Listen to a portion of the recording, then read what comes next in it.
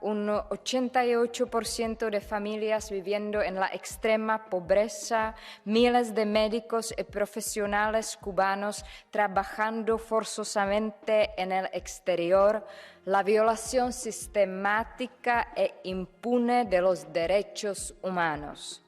Eso es la Cuba de hoy.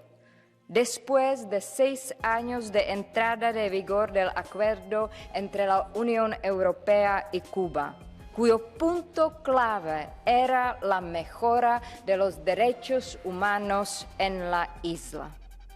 Europa no puede seguir con los ojos cerrados. Tenemos que actuar, suspender el actual acuerdo y empezar una nueva política hacia la isla basada en el apoyo a la sociedad civil y el respeto a los derechos humanos. Quiero enviar mi mensaje de apoyo a los cubanos que luchan por mejorar el futuro de su país. No estáis solos, os vamos a apoyar hasta que Cuba sea un país democrático. Muchas gracias. Aquí lo que es la cumbre de la hipocresía respecto a Cuba, diciendo que sí, lamentamos los presos comunes, pero hay que hablar mucho del bloqueo. No hay bloqueo, no hay ningún bloqueo, hay un embargo que no impide que sean los Estados Unidos los que están alimentando a Cuba. Cuba es una vergüenza para el mundo occidental y muy especialmente para la Unión Europea, donde tiene a muchísimos cómplices que son los que mantienen a esa dictadura criminal, a una dictadura asesina que no solo aplasta desde hace 65 años a toda su población de una forma brutal, sino que extiende el veneno del narcoterrorismo por todo el continente y que ha logrado también crear esas situaciones sangrientas de tragedia y dictadura en otros países. No ha hecho más que exportar miseria, hambre, dolor, terrorismo y sangre. Eso es lo que ha hecho Cuba y aquí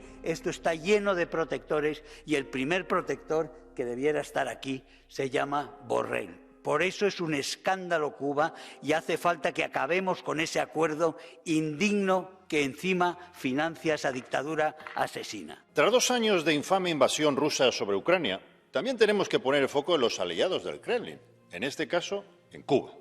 Díaz-Canel sigue los pasos de Castro y llama a jóvenes e inocentes cubanos a filas para combatir en el ejército ruso, para combatir en suelo europeo.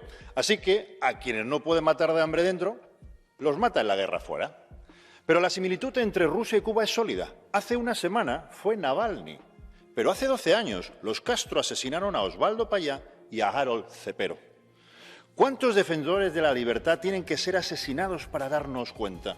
¿Quién va a ser el próximo de los 1.066 presos políticos del régimen cubano? ¿Mi buen amigo José Daniel Ferrer? Es una pena que el señor Borrell no esté aquí, pues es el único que puede entrar en la isla y llevar el mensaje de este Parlamento al que el régimen ha vetado la entrada. No puede haber acuerdo con criminales, no puede haber acuerdo con dictadores.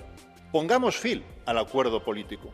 El Parlamento Europeo está con los cubanos, con los que orgullosamente defienden la causa de la libertad y la democracia. Es con estos cubanos con quien está y, sobre todo, con quien debe estar siempre realmente este Parlamento. Muchas gracias, presidente.